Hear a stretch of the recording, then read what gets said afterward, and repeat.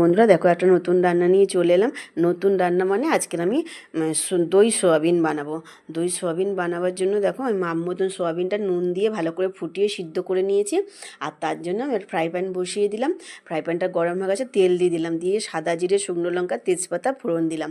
দিয়ে একটা বাটির মধ্যে আমি সব কিছু মশলা, আদা বাটা, ধনের গুঁড়ো, জিরের গুঁড়ো, হলুদ, কাশ্মীর লঙ্কার গুঁড়ো আর টমেটোটা দিয়ে দিলাম। দিয়ে ওই মশলাটা বাটিটার মধ্যে দিয়ে দিলাম, ফ্রাই প্যানটার মধ্যে দিয়ে খুব ভালো করে নেড়ে চেড়ে কষিয়ে নিয়ে সোয়াবিনটা জলটা থেকে চিপড়ে চিপড়ে দিয়ে দিলাম। দিয়ে খুব ভালো করে নাড়াও, স্বাদ মতন নুন দিলাম, দিয়ে নেড়ে চেড়ে নিয়ে একটুখানি মিষ্টি দিয়ে দিলাম, আমার স্বাদ মাপ মতন মিষ্টি দিলাম আমি। দিয়ে একটা এবারে দইটাকে মিক্সিতে আমি একটু ফাটিয়ে নিয়ে এসেছিলাম, দিয়ে দিলাম। দইটা দিয়ে ভালো নেড়ে চেড়ে এবার একটা পাত্রের মধ্যে ঢেলে নিলাম। দেখো দই সোয়াবিন, আমার মতন করে দই সোয়াবিন করে খেয়ে দেখো কেমন লাগে, আমাকে কমেন্ট করে জানিও। অনেক অনেক বন্ধুদের সঙ্গে শেয়ার করো দেখার জন্য। আর আমার ভিডিওটা এই পর্যন্তই, ফিরে আসবো পরে।